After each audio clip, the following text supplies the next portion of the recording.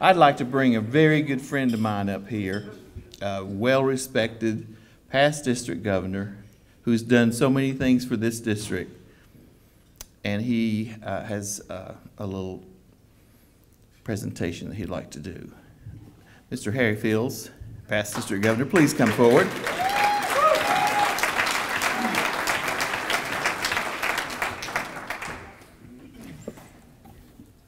Thank you, Governor.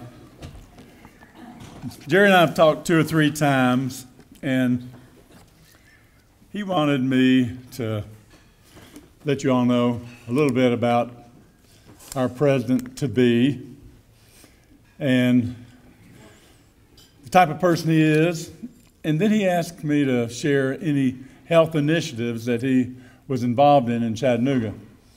And I'm not sure he quite knows what he was getting into, because I didn't know what I was getting into, because it's quite a few. John Franklin Germ grew up in East Chattanooga, not far from downtown. He came from a working class family. His mother was a nurse. His father was a rock mason and a factory worker. And his father worked in a plant that made cardboard boxes.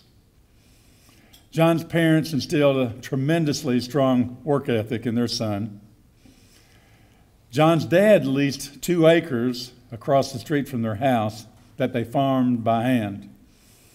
And 2 acres is a lot of land to plant and turn and weed and harvest. And when John got home from school, he changed his clothes and he became Farmer John. And he worked until dark in the garden. I don't know if you call 2 acres a garden, but whatever that is, it was hard work. Judy told me some years ago that when John gets home from work, it hasn't changed a lot. They eat dinner, and he gets in his recliner, and he works in his recliner doing paperwork until he goes to bed. John wasn't afforded the privilege of attending one of the prestigious private schools in Chattanooga. As a matter of fact, he attended a technical high school right in the heart of downtown. John's father wanted him to attend Kirkman Technical High School so he could learn a trade.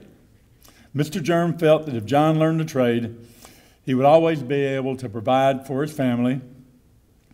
So John graduated from Kirkman with a diploma in drafting. Yet I suspect Mrs. Germ took note of John's keen intellect and wanted him to go to college. John married the only girl he's ever loved, and he took his mother's advice, and he moved the new Mrs. Germ and himself to Knoxville. They moved into the tiniest of tiny apartments. Judy told me one time that the kitchen was so small that only one person could be in it at a time. They had very little money, yet fortunately they both found jobs when they got to Knoxville. They saved enough money for John to begin his college education, and they continued to work and scrimp and save money to live on and pay John's tuition until he graduated from the University of Tennessee with a degree in mechanical engineering. And by the way, that was with no scholarships and no loans. They didn't have those very readily in those days. John and Judy returned to Chattanooga, and John started his mechanical engineering career at Campbell and Associates Engineering. He also ended his working career at Campbell Engineering and Associates. He had bought the firm from Mr. Campbell at Mr. Campbell's retirement quite a few years ago. And Campbell Engineering and Associates is the largest firm of its type in the area in Chattanooga. Several years ago, Sarah and I were privileged to be at a dinner to honor John for his work for the Chattanooga State Community Foundation. The Chattanooga College Foundation. Congressman Zach Wamp was one of the speakers, and in his comments he said, and I quote, "John is the most influential man in Chattanooga who did not get there through wealth or politics," unquote. Now, how did that happen? How'd that happen? Well, I'm going to tell you. It was through John's giving of himself. It was John's leading the charge of nonprofits and other organizations in Chattanooga. And I like to think of it as John's selfless adventures, as I'll go into in just a moment. So Governor Jerry asked me to tell a little bit about John, aside from his written bio. So that's what I was able to come up with from my memory, from talking with them and some of John's and Judy's friends. And then he asked me to talk about any health-related organizations John was involved with in Chattanooga. So, John's health-related involvement in Chattanooga, +1. Take one, Orange Grove Center of Chattanooga. Orange Grove Center of Chattanooga serves 1,000 children and adults with intellectual disabilities and has a staff of 800. Orange Grove has both day students and students who live on campus. Their mission is to recognize, support, and celebrate the qualities of the individual. Orange Grove was founded in 1953, and John Germ has been passionately involved and on the board since the mid-60s, and he's currently a member at large on the board. One of Orange Grove's best-known initiatives is carried out on campus in a building named the John F. Germ Recycling Center. 130 individuals with intellectual and developmental difficulties work there. These individuals enjoy an atmosphere of dignity, respect, and belonging. And how do you feel this affects the feeling of the self-worth of these people who would not be able to get jobs and their self-confidence and well-being? Thank you, John.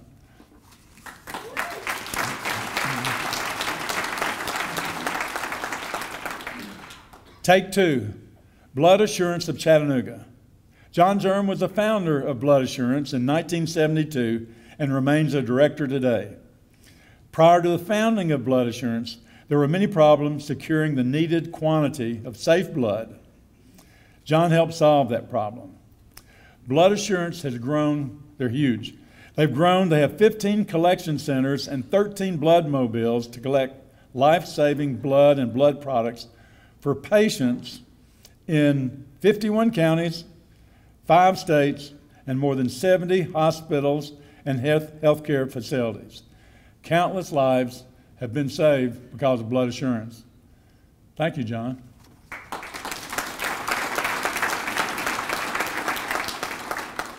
Take three, the JC Towers. As a member of the JCs, John was a founder of the JC Towers in downtown Chattanooga. The two 18-story buildings were built to serve retired teachers and people with ambulatory handicaps, and that people that struggled to find affordable retirement living. The senior community helps seniors take care of themselves and live independently by providing certain services such as transportation, housekeeping, laundry, and many more. Thank you, John.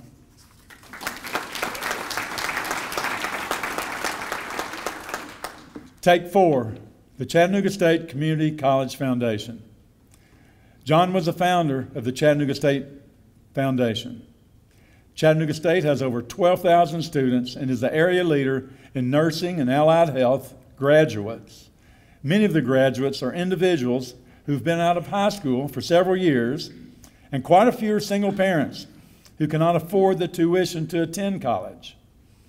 Scholarships are generally not available for these people. Yet now, due to the foundation that John founded and chaired for many years, these folks can and do receive a scholarship and a college degree and become more productive citizens. They also set a terrific example for their children. Thank you, John.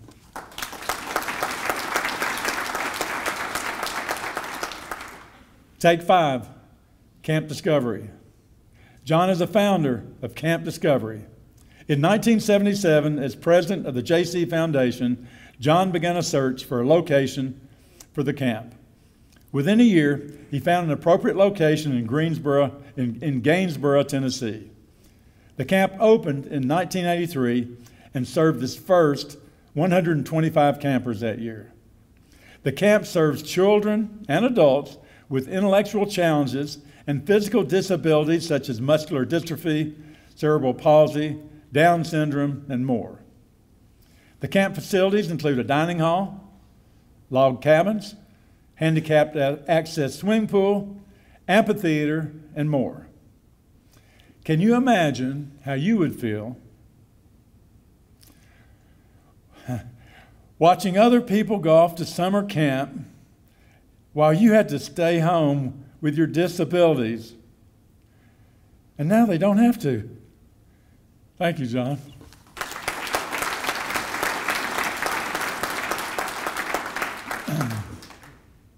Take 6. The Kidney Foundation of the Greater Chattanooga Area. Once again, John is the founder of what was renamed the Kidney Foundation of the Greater Chattanooga Area in 1989. Kidney disease devastates sufferers financially. The Kidney Foundation provides assistance through transportation to dialysis, nutritional supplements, paying utility bills, medical assistance, helping pay rent, mortgage, food, medical equipment, and much more. They also provide public service, education,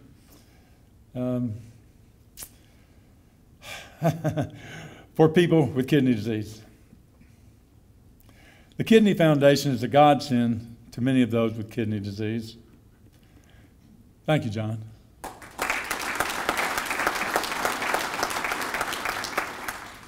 Now, one of John's closest friends, Dan Johnson of Chattanooga, told me a story that John is one of the greatest fundraisers ever. We all know that. And there, just south of Chattanooga, in Rossville, Georgia, there was a seer, a fortune teller, named Doc Anderson. And he wasn't just any fortune teller.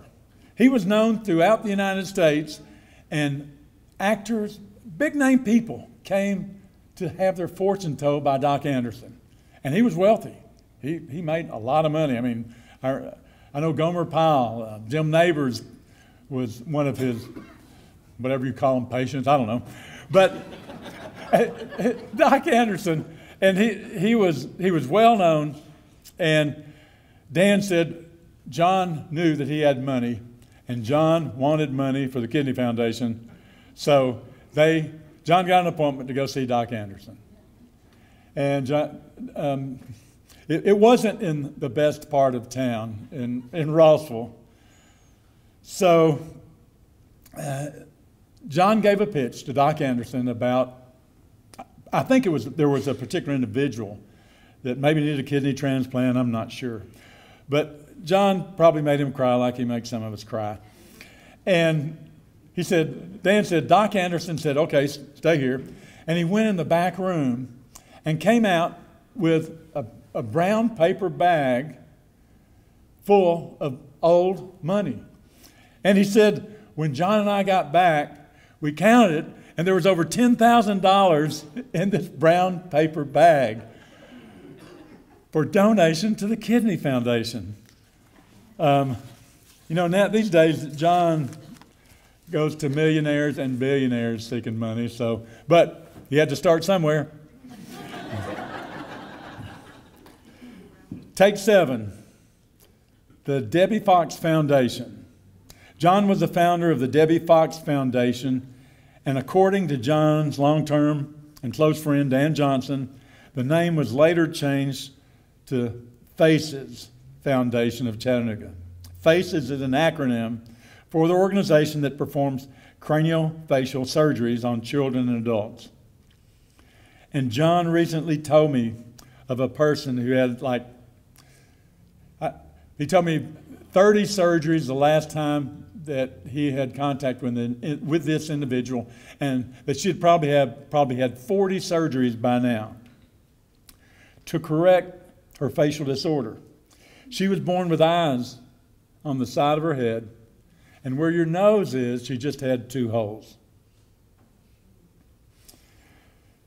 Her life has been greatly improved due to her surgeries from Chattanooga's plastic surgeons.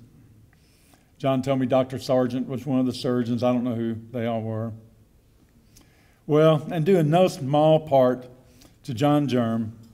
If John sees a need and it touches his heart, he will move heaven and earth to help with that need. Thank you, John.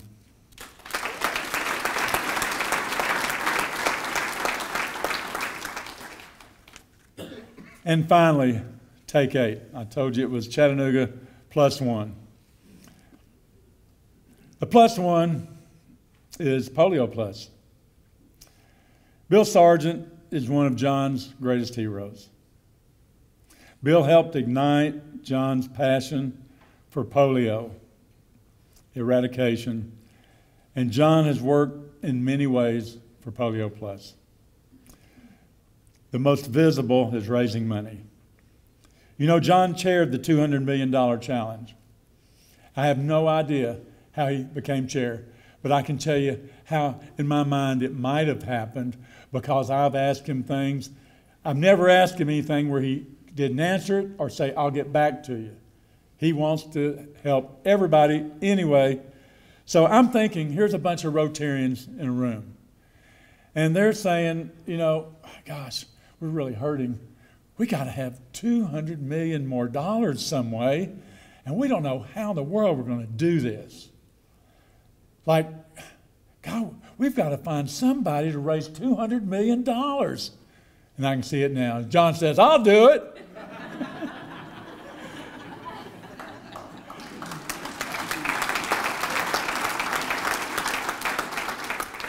He was instrumental in meeting with the Gates Foundation and securing over $400 million in donations and counting from the Bill and Melinda Gates Foundation.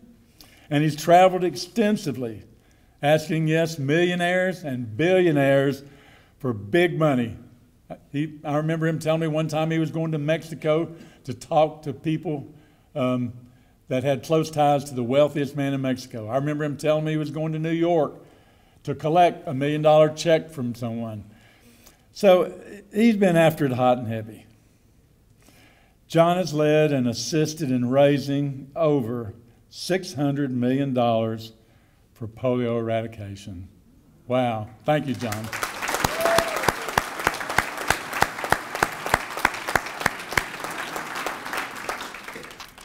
Well, I could go on, but I'm not. I don't have time to talk about his involvement in the March of Dimes, Blue Cross, Blue Shield of Tennessee, and others. Yet you know more about our great leader, John Germ. And Governor Jerry would like to present an award. Governor Jerry. You know, we have had a unique opportunity to be in the presence of a person who's devoted his life to the betterment of humanity. It's an honor for me to stand here and talk about this gentleman because I think he is what Rotary is. He is what we strive to be. He would never tell you all those things about himself. I've known him for 30 years almost, and I have never heard all those things, but I knew deep down the things that he's accomplished from seeing from the outside. I usually saw things like when you pull out a tie and say, all right, who's going to give me $100 for this? All right, who's going to give me $500 for this? So he's always had his hand in somebody's pocket getting some money. But that money was not for John. It was for what he believed in. It was for what he stood for. It's for what we are so fortunate to have amongst us in this district. We are truly fortunate to have a gentleman of his character leading us and encouraging us, and then sometimes hassling us for a few dollars or a lot of dollars, depending on who it is. So, John, would you please come up here?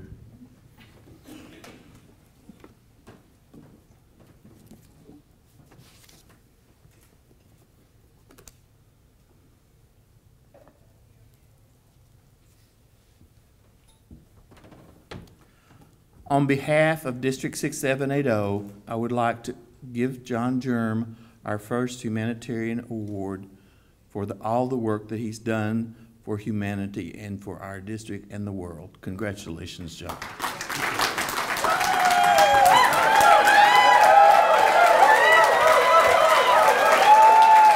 You want me to do mine? Let's start with Yes, I do, but I want you to say some things.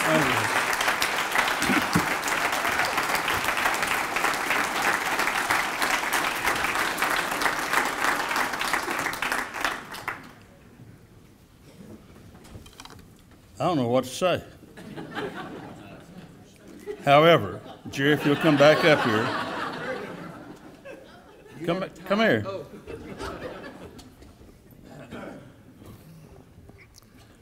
Let me have your tie. He sold this one for me for $1,200 the last time I saw him.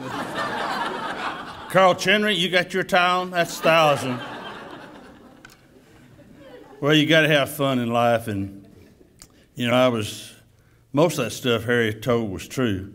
I didn't hold up my hand to raise $200 million, so I did agree to do $100 million. Then they said, would you do, Gates would give you 255 more if you raised another 100. And I said, what the hell, what's another $200 million, you know? I couldn't do it with all the help of my wife, my family. They've sacrificed a lot. Everybody in this room's family has sacrificed a lot, or you wouldn't be where you're at today. So let's thank each other for the support that we've got. Let's thank each other for all the friends we've got and the tremendous friends we've got in this district. You know, I'm very fortunate. Judy and I are going to have the opportunity to continue our service in Rotary. It's not something a lot of people have the opportunity to do. It's a passion. It's a love. It's wanting to make lives better. But Jerry said, are you going to be able to come to our district conference? I said, yes, because I'll never forget who gave me my start. And it started because of one individual, George Campbell, who said, you need to be involved in the community. And I'll pay half your dues to the JCs if you'll pay the other half. And I thought, well, that's, you know, why did he do that? He said, if you pay half of them, I know you'll get involved. If somebody else pays, if I paid them all, you'll only do it because I want you to. That's a good lesson.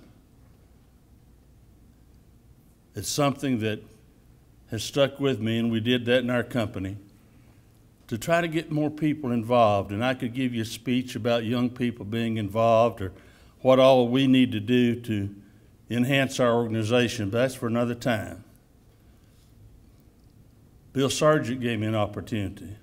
A guy that many of you don't even know, named Bob Ely, Ray Nation. I could name several people, Don Collett, that got me started in the zone level.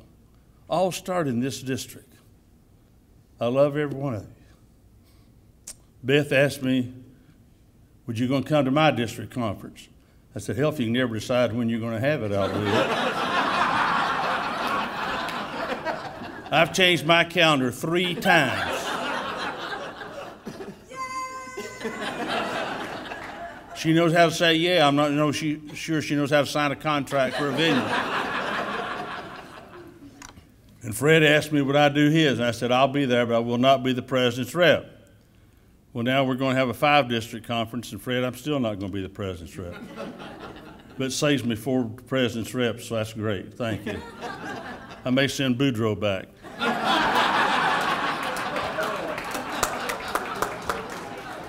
I think I'm going to send Boudreaux's wife. Or Thibodeau, one or the other. Which one's better? Thank you very much. I love each and every one of you. I look forward to our continued service together. And I know that with all my travels, I will tell you, this is the greatest district in the world. No offense to any of you from other districts.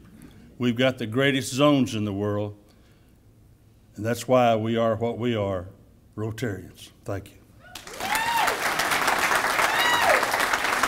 You want me to do that now or later?